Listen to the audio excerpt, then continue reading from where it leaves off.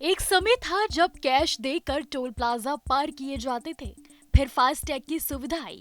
लोगों को पैसे के लेन देन से छुटकारा मिला। लेकिन अब फास्टैग को भी बंद कर दिया गया है। जी हाँ, हाल ही में फास्टैग को भी बाय बाय कर दिया गया।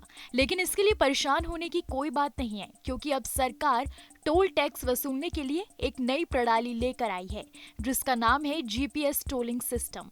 मीडिया रिपोर्ट्स की माने तो जल्द ही जीपीएस आधारित टोल सिस्टम की शुरुआत हो सकती है और मैसूर बैंगलोर एक्सप्रेसवे बनेगा इसका गवाह।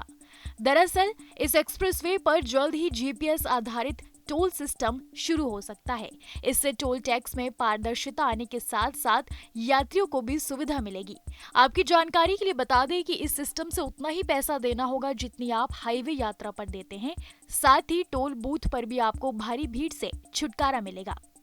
एनएचएआई के अधिकारी की तरफ से कहा गया है कि इस सिस्टम में मोटर चालकों को भुगतान करने के लिए टोल प्लाजा पर इंतजार करने की जरूरत नहीं होगी और न ही उन्हें हाईवे के पूरे हिस्से के लिए भुगतान करना होगा। टोल शुल्क सिर्फ जीपीएस टेक्नोलॉजी का इस्तेमाल करके तय की गई दूरी के लिए किया जाएगा।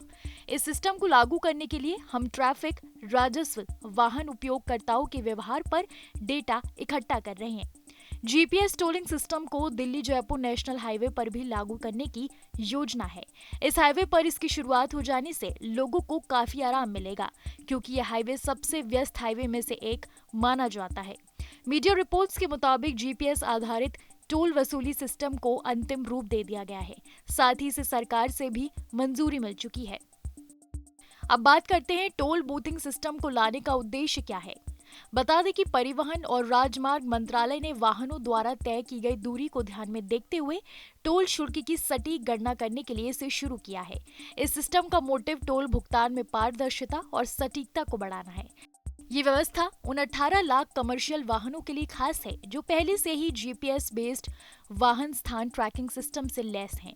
इस सिस्टम को लेकर केंद्रीय राजमार्ग नितिन गडकरी पहले ही लोकसभा में पुष्टि कर चुके हैं कि जीपीएस बेस्ड टोल संग्रह की शुरुआत इस साल मार्च से होने वाली है।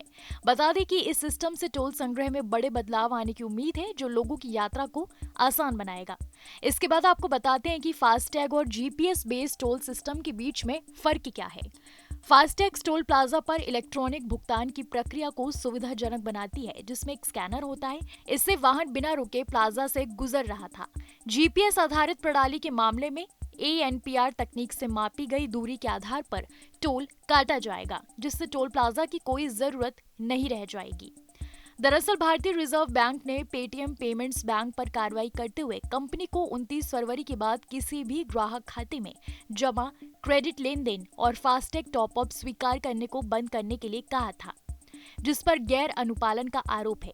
बाद में सामूहिक रूप से जनता के हित का हवाला देते हुए इसकी समय सीमा 15 मार्च तक बढ़ा दी गई थी। कंपनी को किसी भी टॉप अप, प्रीपेड उपकरण, wallet, national common mobility card, FASTag के संचालन से भी प्रतिबंधित किया जा चुका है। कैसी लगी आपको हमारी जानकारी? कमेंट बॉक्स में जरूर बताएं। ऐसी ही देश दुनिया की तमाम खबरों के लिए देखते रहिए न्यूज़ नेशन डिजिटल।